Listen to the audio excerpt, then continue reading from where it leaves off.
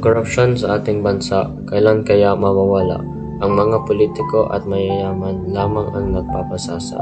Ang mga mahihirap ay hinahayaang magdusa, nagdudulot ng galit, pait at kawalan ng pag-asa.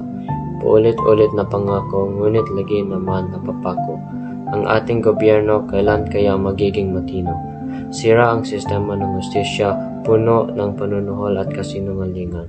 Paano na ang ating kinabukasan? Meron pa ba tayong maaasahan? Sa perlas ng silangan, pag-asa'y may ulap, korupsyon at katiwalian, naglalakbay sa loob ng kaharian. Ang yaman ng bansa, sa ilang kamay lamang, nag-aasik ng takot at pag-asa'y naglalaho na parang puso.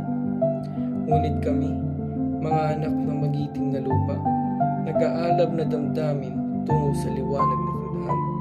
Ipaglalaban namin ang karapatan at katarungan upang linisin ang bayan mula sa katiwalian, panganib na nagbabanta. Sa bayan kong sawing-sawi sa katawalian, ang tao ay nangangarap, may pangarap na lihim. Ngunit sa mga opisyal, ang bulsa'y laging puno. Nagiging tao sa labi, walang kabuluhan ang ginagawa.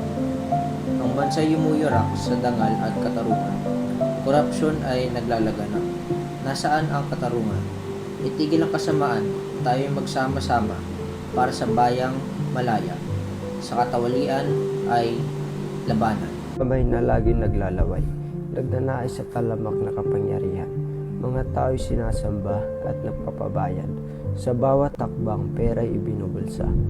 Kurap ang sistema, bumabalot sa bayan. Kapag nandilim ang kalye, maliwanag ang daan.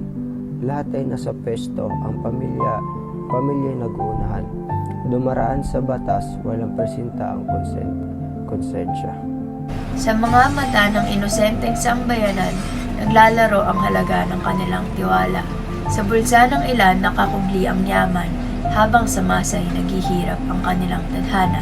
Sa Senado at Kongreso tila'y palagsahan, sino ang mas magaling sa sining ng pandaraya.